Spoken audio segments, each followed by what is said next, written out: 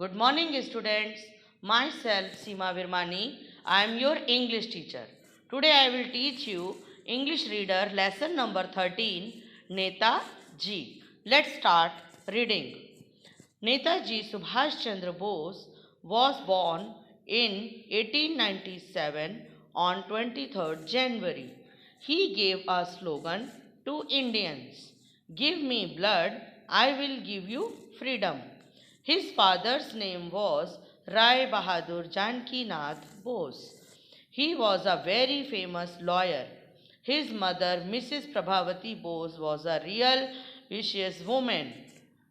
Subhash's father had very good relation with the British, and he wanted Subhash also to become like him. Subhash Chandra Bose, Netaji Subhash Chandra Bose का जन्म 1897 में 23 जनवरी को हुआ था। उन्होंने भारतीयों को एक स्लोगन दिया, एक नारा दिया कि give me blood, I will give you freedom. तुम मुझे खून दो, मैं तुम्हें आज़ादी दूंगा। उनके पिता का नाम राय बहादुर जानकी नाथ बोस था, जो एक फेमस वकील थे, लॉयर वकील थे, और उनकी मदर बहुत ही धार्मिक स्वभाव की लेडी थी। सुभाष के फादर का रिलेशन ब्रिटिश सरकार से बहुत अच्छा था और वो चाहते थे कि सुभाष भी उनको ज्वाइन करे और उनका साथ काम करे। Subhash early education took place in Cuttack in an English school, but he never bent himself before British. His head always remained high. Subhash Chandra Bose की जो स्टार्टिंग की एजुकेशन थी वो कटक के इंग्लिश स्कूल में स्टार्ट हुई और वो हमेशा ब्रिटिश सरकार के आगे कभी झुके नहीं, हमेशा तन के खड़े रहे। From the school of Cuttack, Subhash came to Calcutta Presidency College. When he passed his BA and MA examination in first division, his father wanted that he should become high-ranking officer, so he sent Subhash to England for ICS study. Starting से सुभाष चंद्र बोस की study Cuttack में रही, English medium school में। उसके बावजूद भी उन्होंने British सरकार के आगे सिर नहीं झुकाया और उसके बाद कलकत्ता की प्रेसिडेंसी कॉलेज में उन्होंने बीए और एमए के एग्जामिनेशन फर्स्ट डिवीज़न में पास किए। उनके पिता चाहते थे कि वो एक अच्छा ऑफिसर बने, तो उन्होंने सुभाष चंद्र बोस को इंग्लैंड आईसीएस स्टडी के लिए भेजा। When Subhash returned from England after passing his examination, the government offered him a very high post, but Subhash's heart was full of hatred for the British government right from his childhood. He sacrificed everything and became a part of freedom struggle. Subhash Chandra Bose जब England से अपने ICS study को complete करके examination के बाद जब वो वापस लौटे तो उनको सरकार ने बहुत ही अच्छे अच्छे ऑफ़र ऊंची ऊंची पोस्ट के लिए दिए, बट उन्होंने इन सबको नकार दिया। उन्होंने गवर्नमेंट सरकार को, क्योंकि वो बचपन से ही ब्रिटिश गवर्नमेंट के खिलाफ थे और उन्होंने भारतीयों को स्वतंत्रता दिलाने के लिए स्ट्रगल करना स्टार्ट कर दिया। When the Prince of Wales came to India, there was a big procession against him in Kolkata. जब प्रिंस वेल्स वापस इंडिया आए तो उन्होंने देखा एक बहुत बड़ा जुलूस कलकत्ता में उनके खिलाफ खड़ा है। Subhash also participated in this procession. Subhash Chandra Bose ने भी इसमें भाग लिया। In the front, the British government caught him and sent him for 6 months imprisonment. उन्होंने जब ब्रिटिश सरकार ने उनको देखा कि वो अगेंस्ट होकर के उनके जुलूस निकाल रहे हैं, तो ब्रिटिश सरकार ने उनको 6 महीने के लिए कैद कर दिया। Subhash was imprisoned very many times In the year 1929, when Subhash Chandra Bose got selected for the post of mayor of municipal corporation, then the British government imprisoned him for his aggressive behaviour. जब British सरकार ने उनको 6 month के लिए कैद कर दिया, उसके बावजूद भी वो उनका स्ट्रगल जो फ्रीडम के लिए, अपने देश के फ्रीडम के लिए जो उनका योगदान था वो कम नहीं हुआ।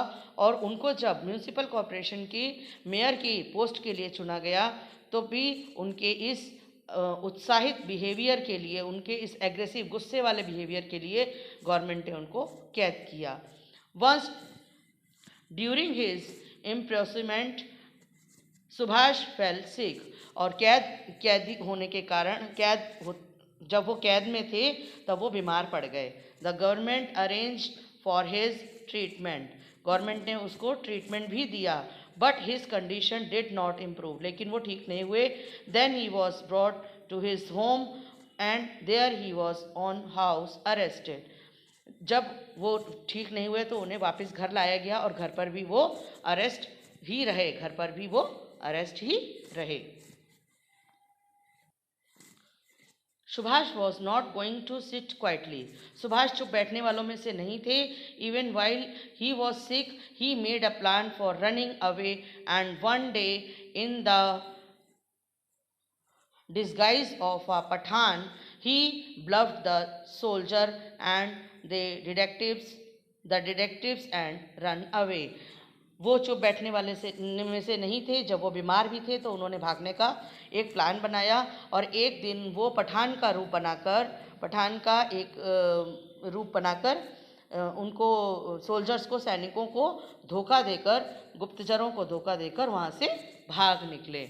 The British government came to know about this when Subhash had crossed the Indian border. British सरकार जानती थी कि सुभाष चंद्र बोस ने इंडिया का बॉर्डर कब पार किया है। Via Kabul, Subhash went to Russia and then reached Berlin. He met Hitler in Berlin. Hitler was very impressed with Subhash and promised to help him. From there, Subhash went to Japan, where he organized a Azad Hind Fauj. He became a commander-in-chief of this fauj. Now he became a leader of the country. Via Kabul से सुभाष चंद्र बोस जब Russia होते हुए Berlin पहुंचे तो वहां उन्होंने Hitler से मिले, और हिटलर उनकी इस जो फ्रीडम के लिए स्ट्रगल था उसके लिए बहुत ही उनसे इम्प्रेस थे। उन्होंने उनसे प्रॉमिस किया कि हम आपकी हेल्प करेंगे, और सुभाष फिर वहाँ से जापान गए और वहाँ पे उन्होंने आज़ाद हिंद फौज का निर्माण किया, और आज़ाद हिंद फौज का निर्माण करते ही वो उसके कमांडर भी बन गए और देश के लिए एक महान नेता साबित हुए। The Azad Hind Fauj had limited sources, but there was no lack of enthusiasm. They marched ahead via Burma route. At many places the Fauj defeated the British army.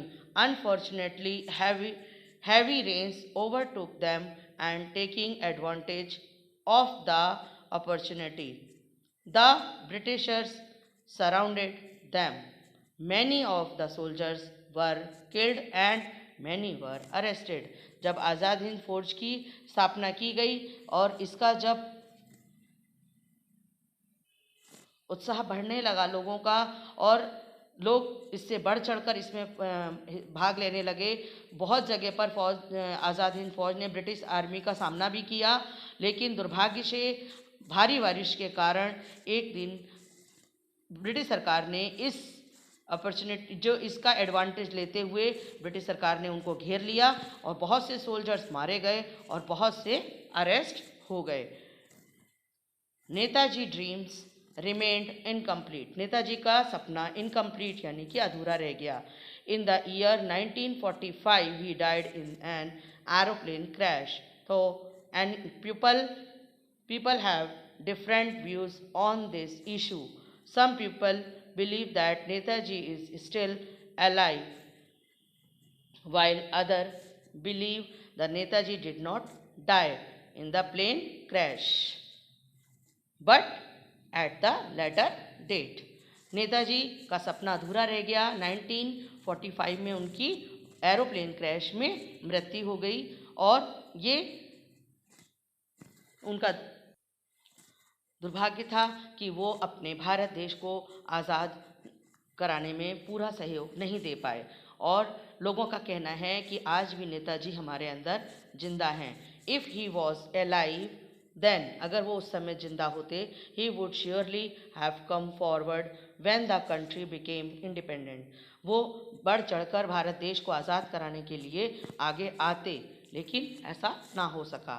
Netaji still remembered with respect and reverence.